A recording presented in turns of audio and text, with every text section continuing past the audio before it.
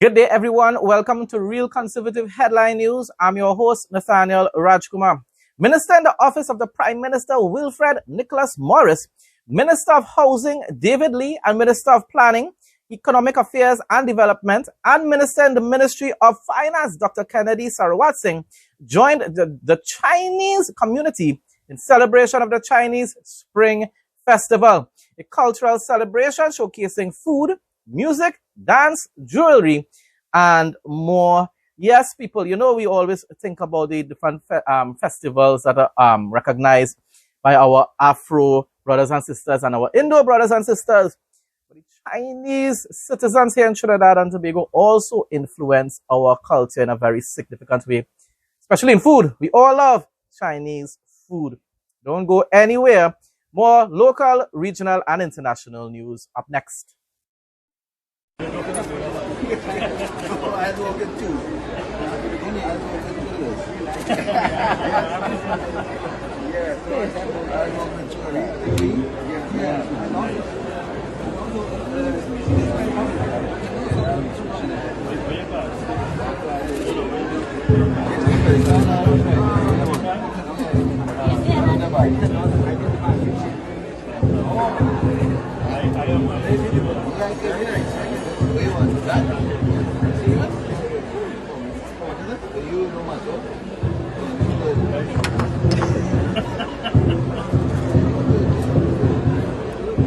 Minister in the Office of the Prime Minister, Nicholas Morris, says the issues highlighted by Prime Minister Kamla Persad-Bissessar during her address at the 50th Regular Meeting of CARICOM were needed, and he's 100% correct.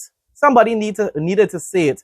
Minister Morris shared the main outcomes of the Trinidad and Tobago's participation in the lower house on Friday. CARICOM leaders needed to be told that what they did for many years now was basically a betrayal of the Guyanese people. They stayed silent while Maduro attempted to annex Guyana, the entire Essequibo region in Guyana, over and over again. And sometimes all they would make is a vague statement about, oh, we recognize the sovereignty of the Guyanese people and whatsoever. But they never used to come out and actually condemn the dictator in Venezuela for his actions. And up to now, they continue to remain silent, while Cuba remains under the control of communists. And they say it's all about diplomacy. No, Prime Minister Kamla Persad-Bissessar is doing something what even Irfan Ali and also the Prime Minister of Jamaica, Andrew Holness, should be coming out more boldly and saying, we stand with democracy. We want democracy to be restored in both Venezuela and Cuba. And we stand with our greatest allies, the Americans, the United States of America. That's what they need to do. Come out boldly, be courageous, because I am seeing that they're leaning on that side, But they want to please their Caribbean counterparts, their Caribbean allies as well. So that's why they're trying to remain neutral. The Prime Minister's dignified leadership in addressing complex and sensitive matters affecting the region was recognized throughout the Caribbean as being much needed, especially the call for enhanced accountability, transparency, and institutional responsiveness within regional mechanisms, and the call for CARICOM to be a principled, impartial, and credible voice for all the peoples of the Caribbean community. Minister Morris said a major highlight was a bilateral meeting with U.S. Secretary of State Marco Rubio. One of the key highlights of the meeting was an invitation from the United States President Donald Trump for our Prime Minister to meet with him at the upcoming Shield of the Americas Summit, scheduled for March 7, 2026, Miami, Florida, which the Prime Minister has graciously accepted. The meeting served to advance several of the issues on the bilateral agenda between Trinidad and Tobago and the United States of America in the areas of energy cooperation, trade, hemispheric security, and regional prosperity, as both countries agreed to continue discussions in Miami on March 7, 2026.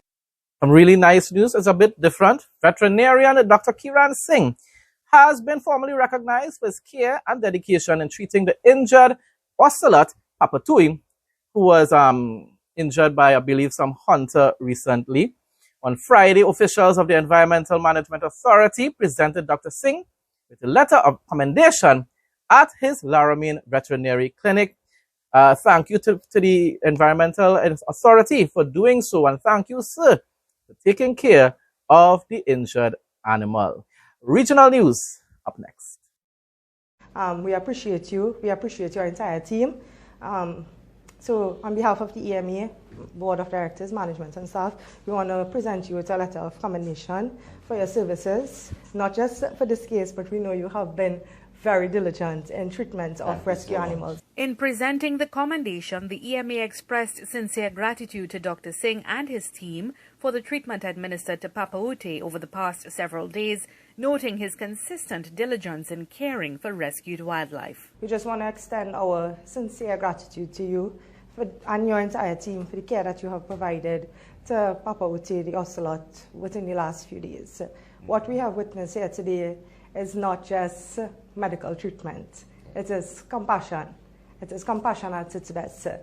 You know, your gifted hands, your medical expertise, it shows that medical treatment is not just about medicine. It's about love, it's about patience, it's about dedication. Deputy Chairman Mungru said Papa Ute represents both strength and vulnerability. She explained that while the young ocelot's resilience is inspiring, his injuries highlight how easily Trinidad and Tobago's wildlife can be impacted by human activity. He is from the wild. He's not a domestic animal, but you have taken him in. You have treated him with dignity, treated him so graciously. I think all of these things, beyond the medical items he may have received and the treatment, I think this is what really is making the difference with his treatment. She emphasized that the ocelot is Trinidad's only native wildcat and an apex predator, playing a critical role in maintaining ecological balance. As a designated environmentally sensitive species, its protection is not just about one animal, but about safeguarding the health of the nation's forests and natural heritage.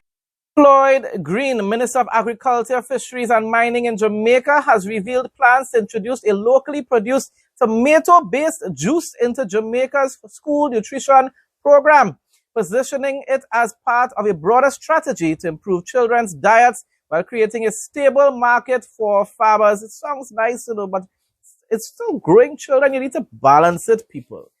They do need a certain amount of sugar and so forth. Addressing a recent banana board presentation of Hurricane Melissa recovery items to banana and plantain farmers in St. James, Green said discussions are already underway with Education Minister Senator Dana Morris-Dixon to integrate the product into schools once formulation and taste testing are completed. Yes, the taste matters. Young people, and you feel they want to just drink tomato juice just so without any sort of like enhanced flavor. He said, we are moving in a direction of ensuring that our children are consuming healthy products. All well and good. Green said noting growing concern about high sugar intake and the rise of non-communicable diseases among young Jamaicans. Now, I'm not saying that that is not a fact. That is important. But we need to have balance, people.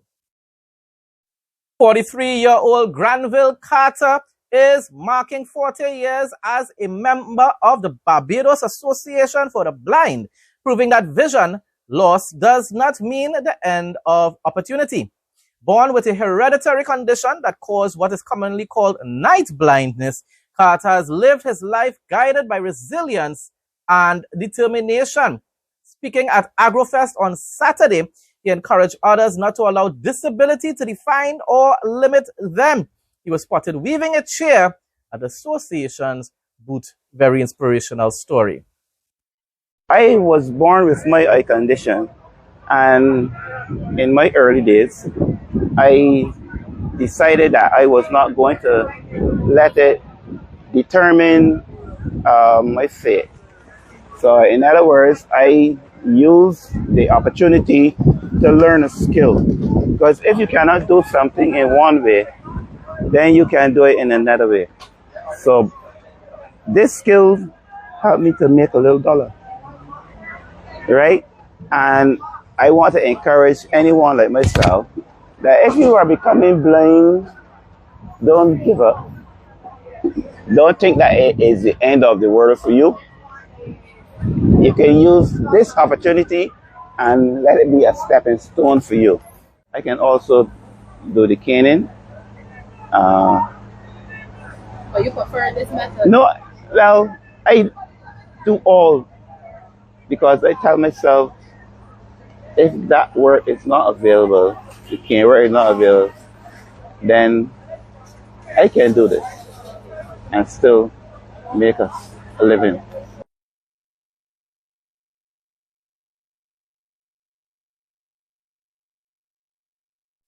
Sports and Health Minister Delma Thomas in Grenada has become the first person in over 30 years to get a nod to run for the National Democratic Congress after crossing over from its rival, the New National Party, of former Prime Minister Keith Mitchell. Minister Thomas was given the green light on Monday night at a branch meeting of Congress in her rural St. Andrew Northwest constituency that was attended by Prime Minister Dickon Mitchell and the party's General Secretary Andy Williams, the Minister for Mobilization, Implementation, and Transformation. She's replacing Senator Gloria Thomas, who contested against her in the 2022 general election on a ticket of NDC. News coming out from Grenada. I don't really get news from that island very often, but a page that I found last night on Facebook appears to be giving updates from that on that island, closely, looking like it's basically on a daily basis. So I should be able to give a little more news from that island, if not every day, but close to every day. Pupils of Saxakali Primary School and nursery schools in Guyana are being positioned as future environmental leaders following the launch of the Saxakali Rainforest Activity Book by the EMC Foundation on Friday at the Saxakali Rainforest Center on the left bank of the Essequibo River, the same Essequibo region that Venezuela's former President Maduro was trying to annex for many years now. Delivering the keynote address, Education Minister Sonia Parag urged students to see themselves as agents of change, transforming Guyana from a third world nation into one day, if God tarries, first world nation, stressing that protecting Guyana's biodiversity is central to safeguarding its nation's wealth. The publication forms part of the Foundation's environmental STEM program, which blends classroom learning with hands-on conservation tools such as camera traps and digital applications. International news now. Israel's Prime Minister Benjamin Netanyahu message to the Iranian people: we will create the conditions for regime change. Soon it will be your turn to take control of the country. That's after Israel and the United States of America attacked the Ayatollah regime yesterday.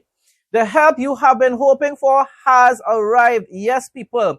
Trump kept his promise. Left up to Israel, they will have probably done it long before. But you see, what we have acknowledged now is that both Israel and Trump were waiting for the right time, preparing, ensuring that a lot of American citizens and other citizens were safely, had safely left both Iran and other neighboring countries before carrying out that attack, and also waiting for the powerful U.S. military to reach in strategic points in the Middle East. He said, he went on to say, soon it will be your time to take to the streets to change your own reality. Remember, the United States and Israel has no intention to directly partake in the restoration of democracy in Iran. They are just making it impossible for the Iranian people to do so on their own. U.S. President Trump says Iran Supreme Leader Ali Khamenei is dead after both America and Israel collaborated to attack the Ayatollah regime in Iran. Now, the Iranian people are celebrating. They are rejoicing because now they are tasting freedom. They are seeing that they have the opportunity to restore democracy in their country. Meanwhile, radical leftists in America and jihadists and also Caribbean people, I just will never understand it. Caribbean people are denouncing the actions taken, the intervention actions taken by the two superpowers of the world. I just have to always continue to wonder, how can people be so spiritually blind?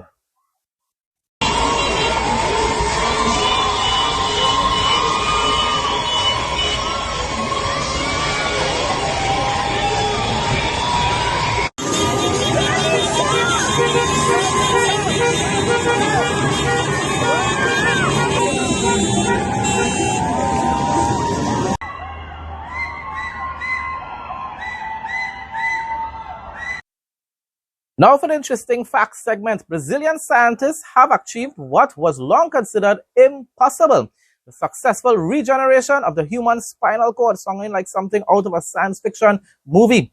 Led by Dr. Tatiano Coelho de Sampaio at the Federal University of Rio de Janeiro, the team developed a groundbreaking drug called polylaminin, derived from proteins extracted from the human placenta.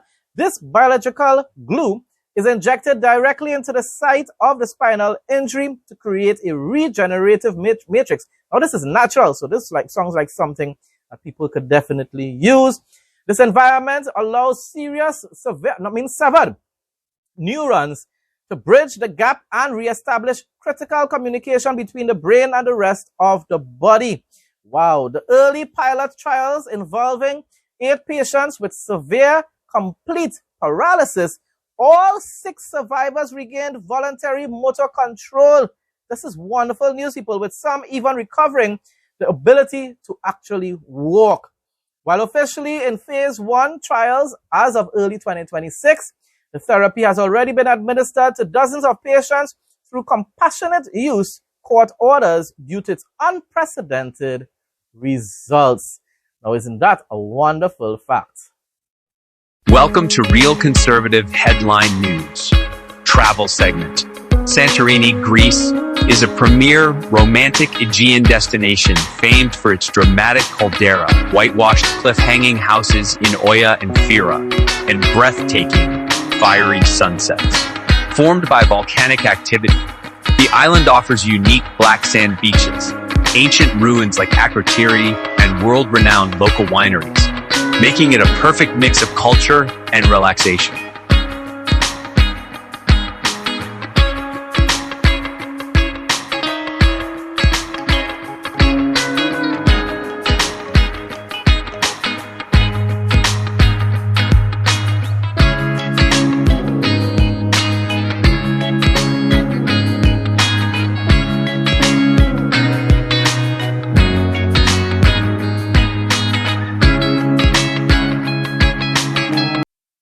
Folks, that brings us to the end of today's headline news. Thanks again to everyone who continues to support my content. Please like, comment, share, and subscribe. Stay blessed and stay safe, most of all, in Jesus' name.